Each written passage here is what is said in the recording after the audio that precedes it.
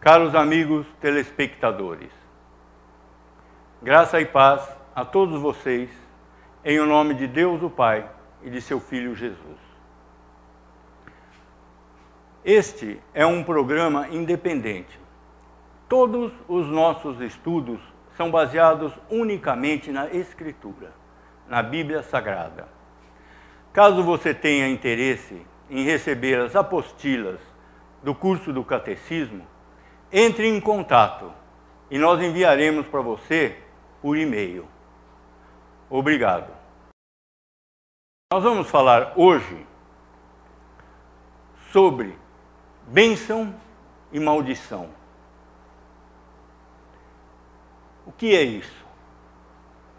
Visto do ponto de vista, analisado sob o ponto de vista bíblico. O que nos diz a Escritura a esse respeito? Bênção e maldição.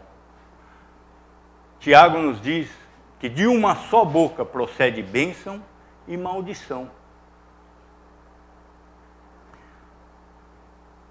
Acontece uma coisa muito séria com respeito ao pronunciamento de bênçãos e maldições.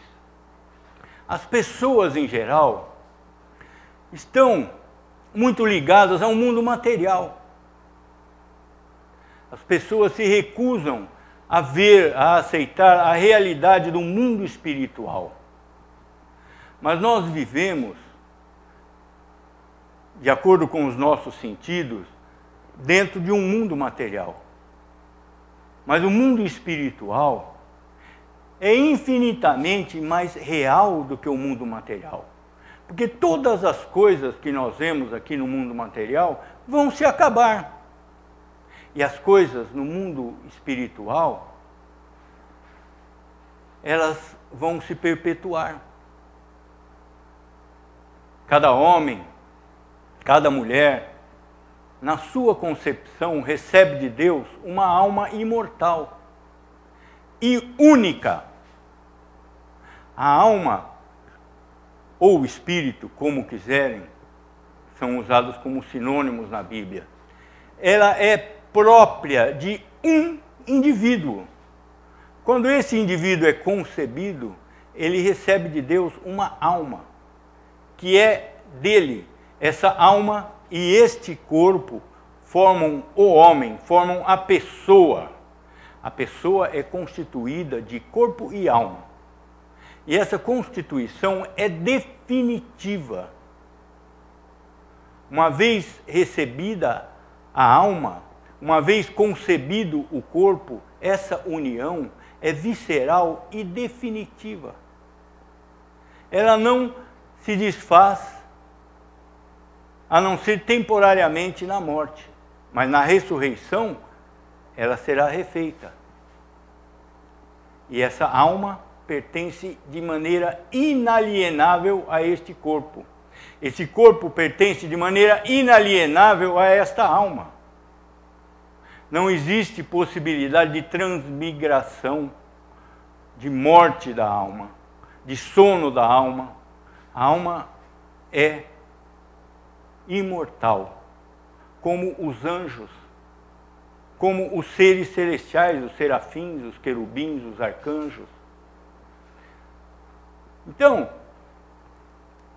na verdade, nós somos muito mais afetados pela realidade do mundo espiritual do que pelo mundo material que nos toca. Um carro zero que nós temos hoje, daqui 10, 15 anos, vai ser uma sucata, vai ser desmanchado, vai ser derretido, vai ser transformado em outra coisa. A comida que nós comemos vai sendo transformada, vai sumindo. Nossos filhos vão crescendo, deixam de ser aquelas crianças, constituem as suas famílias, passam a ter uma vida independente. Então, todas as coisas do mundo material são transitórias. Mas o mundo espiritual é perene. O mundo espiritual não tem fim. Todos os seres espirituais continuam vivendo indefinidamente. Mesmo no juízo final, não existe a morte ou a aniquilação da alma.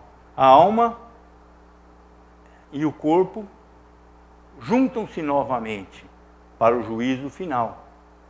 Mas aquela alma que junta-se ao corpo é aquela mesma alma que foi juntada ao corpo na sua concepção. A alma é a mente da pessoa. A alma ou o espírito que se compõe com o corpo é a mente da pessoa. A pessoa jamais perderá sua individualidade.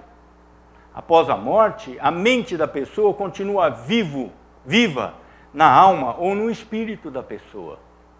Aquela alma é um indivíduo com consciência própria. Tudo que você aprendeu durante a vida, todas as experiências que você teve, todo o conhecimento que você tem, está na sua mente extracorpórea, que é a alma. E isso será mantido após a sua morte. A alma é um indivíduo. Não completo sem o corpo, mas mantém toda a individualidade da pessoa. Então, o que acontece? Quando nós pronunciamos palavras de maldição, essas palavras têm peso. Quando nós abençoamos com o nosso coração e a nossa mente aberta, essas palavras têm peso. Então tem que se tomar muito cuidado com isso. E é o que nós veremos no nosso bloco de hoje. Vejamos o que nos diz o Tiago, o irmão do Senhor, a esse respeito. Epístola de Tiago, capítulo 3, verso 10. De uma só boca procede bênção e maldição. O que acontece com isso? Muitas vezes as pessoas estão amaldiçoando a si mesmo. Muitas vezes, ao longo da vida, as pessoas se aborrecem com a vida, com as dificuldades, e amaldiçoam a si mesmo. Isso tem peso. Isso é algo que tem que ser evitado. Mesmo de forma involuntária, nós temos que evitar esses pronunciamentos negativos a respeito da nossa própria pessoa. Isso afeta a pessoa não apenas no mundo espiritual, mas também nesse mundo físico. A autoestima vai lá para o chão. A pessoa fala: oh, estou gordo, sou burro, não consigo fazer isso, não consigo fazer aquilo. Ah, meu nariz não sei o quê, eu não enxergo, estou ficando careca. E daí, gente? Nós temos que ver o nosso corpo, as nossas pessoas, no nosso relacionamento com Deus. Nesse mundo, nós recebemos aquilo que nós temos. E nós temos que agradecer a Deus por aquilo que nós temos. Porque quando você olha para trás, você vai ver muita gente numa situação bem pior do que a sua. E a cada um foi dado conforme a medida de Deus, não a medida do homem. O homem não é, como diz o humanismo, a medida do universo. A medida do universo é Deus. E todas as coisas provêm de Deus. Você tem pouco? Vamos aprender a viver com esse pouco? Vamos aprender a ficar satisfeito com isso? Sem deixar de buscar o melhor para nós e para os nossos filhos. Mas com muito cuidado com as palavras. As pessoas amaldiçoam a si mesmas. Então, esse é o primeiro passo. Tomar cuidado com você mesmo. Vejamos o que nos diz novamente a Escritura. Esse é um caso drástico que serve de exemplo para nós. Porque nós tivemos a ocasião de observar ao longo da história as consequências dessa maldição. Vejamos em Mateus, Evangelho de Mateus, capítulo 27, versos 24 e 25. Vendo Pilatos que nada conseguia, antes, pelo contrário, aumentava o tumulto, mandando vir água, lavou as mãos perante o povo, dizendo: estou inocente do sangue desse justo, fique o caso convosco. E o povo todo, os judeus, respondeu: caia sobre nós o seu sangue e sobre os nossos filhos. Essa talvez tenha sido a maldição mais séria pronunciada em todos os tempos da humanidade, porque ela foi pronunciada contra o Senhor da Glória, contra o próprio Deus encarnado, que havia vindo à terra para adquirir a redenção para os seus filhos. O governador romano recusava-se por todas as formas a mandar crucificar Jesus. Ele disse: estou inocente do sangue desse justo. Todavia, o povo judeu, incitado pelos sacerdotes, pelos nobres, pelos escribas, clamavam: crucifica-o, crucifica-o. Esse mesmo povo que uma semana antes clamava hosana ao filho de Davi, uma semana depois clama: crucifica-o. E o que eles disseram? Caia sobre nós o seu sangue e sobre nossos filhos. Essa é uma maldição muito séria, que se cumpriu naquela mesma geração. Nos anos 70, o Império Romano invadiu Jerusalém de uma forma irresistível. E todos os judeus que resistiam abrigaram-se no templo. Mas os romanos não se detiveram por isso. Eles derrubaram as paredes do templo, invadiram o templo e mataram naquele mesmo dia 300, 400 mil pessoas. Segundo o historiador judeu Flávio Joséfo, cujas palavras foram conferidas e são extremamente confiáveis, naquele dia em que os romanos invadiram o templo de Jerusalém, o sangue dos judeus escorria pelas ruas como enxurrada. Então eles já tiveram a resposta da sua maldição naquele mesmo dia, naquela mesma geração. Talvez alguns daqueles que estivessem no meio da multidão estivessem ali no templo e o seu próprio sangue veio cumprir a maldição. E nós sabemos quão tenebrosa foi a história do povo judeu ao longo de toda a história da humanidade. Fruto dessa maldição. Nós tivemos o Holocausto na Segunda Guerra, onde foram sacrificados 6, 7 milhões de judeus. Fruto da maldição. Então, isso tudo nos leva a ter muito cuidado com as nossas palavras. Jesus disse aos apóstolos, quando eles falaram a respeito do templo: vede, Senhor, que pedras, que construções, porque o templo era realmente magnífico. E Jesus diz, com muita simplicidade, não ficará pedra sobre pedra. Os romanos não apenas trucidaram todos os judeus que estavam dentro do recinto, mas também derrubaram todo o templo, até a última pedra. Não sobrou nada. Tudo isso nos vem como exemplo para que tomemos muito cuidado com as nossas palavras.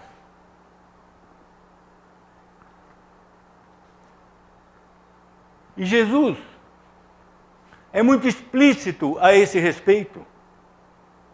Vejamos novamente o que ele nos diz. Evangelho de Mateus, capítulo 15, verso 11.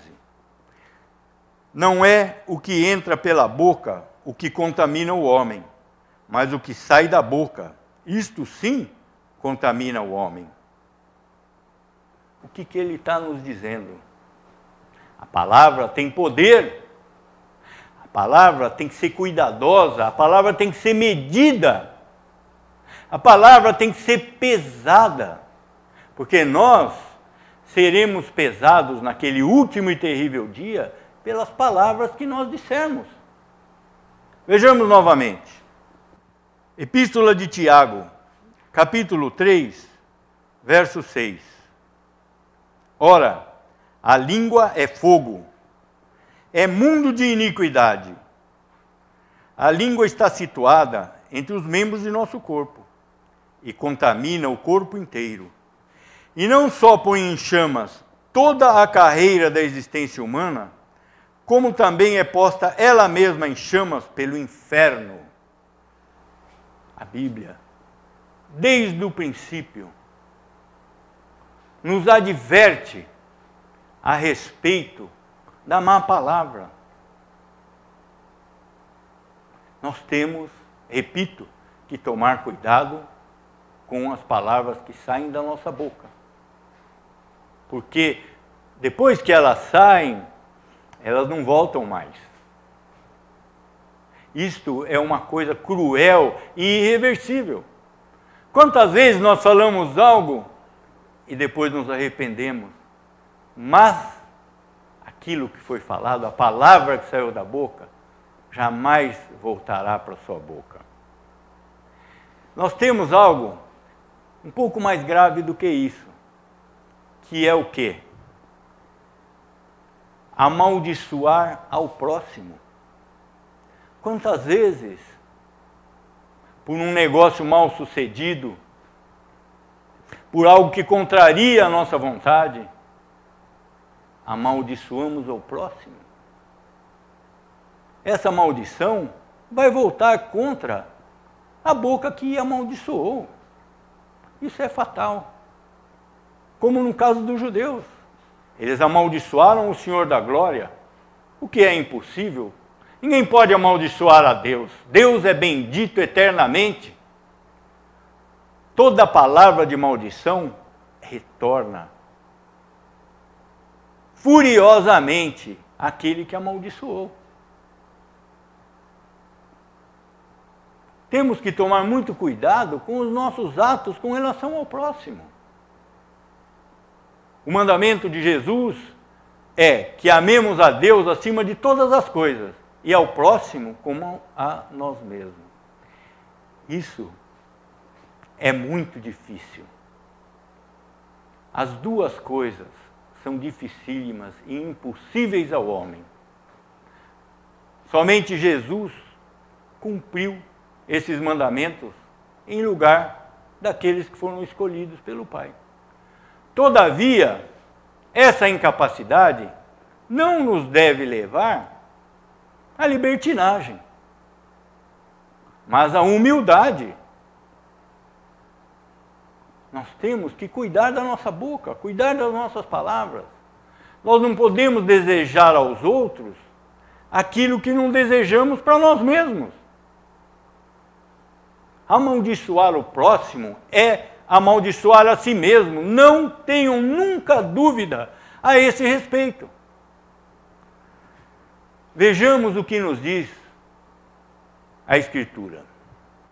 O livro de Eclesiastes, capítulo 7, verso 22. Pois tu sabes que muitas vezes tu mesmo tens amaldiçoado a outros. A maldição não pode fazer parte do repertório do cristão em hipótese alguma.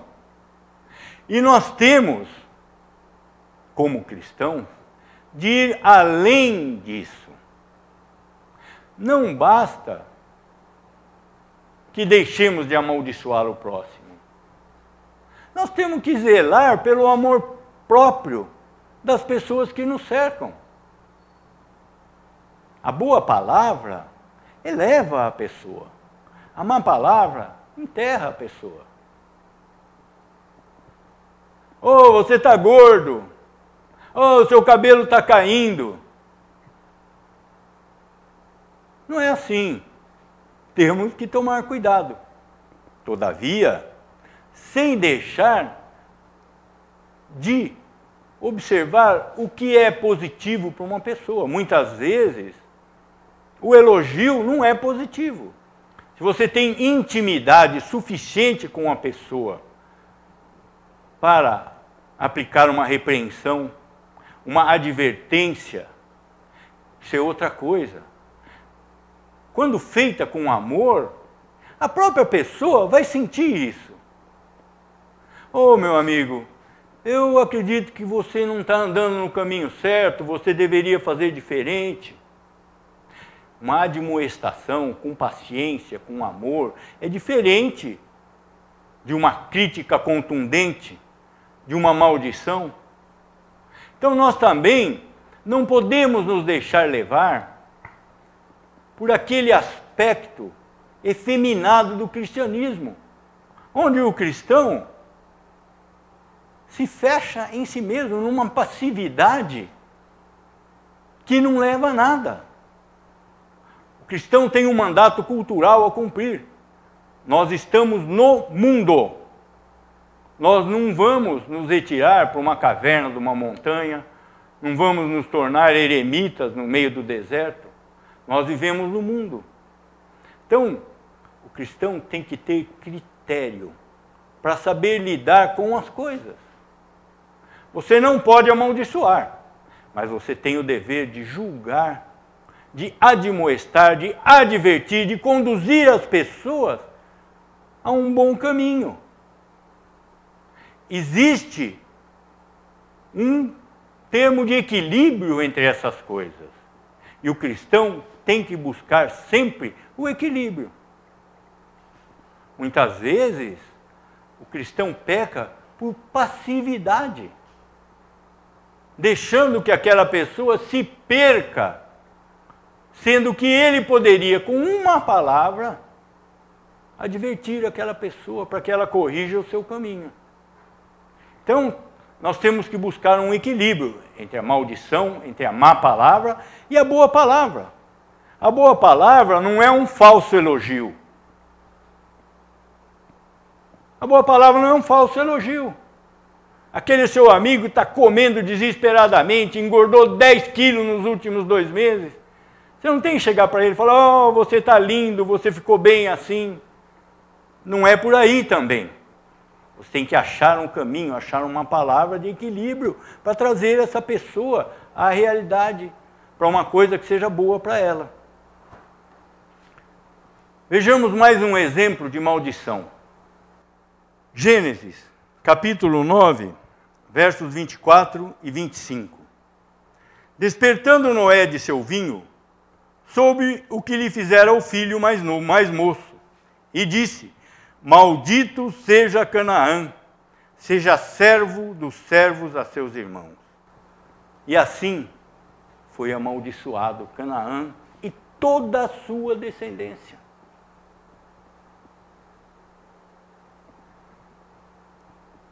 E a maldição funciona. Só que a maldição está fora do dicionário do cristão. Em poucas palavras, nós vemos na Bíblia uma série de maldições. Noé amaldiçoando a família toda de Canaã. Nós vemos os judeus amaldiçoando o Senhor da Glória. Nós vemos muito mais disso. E nós vemos também a maldição positiva. Muitas vezes, profetas que falaram pela boca de Deus, que falaram as palavras de Deus, amaldiçoaram o povo judeu.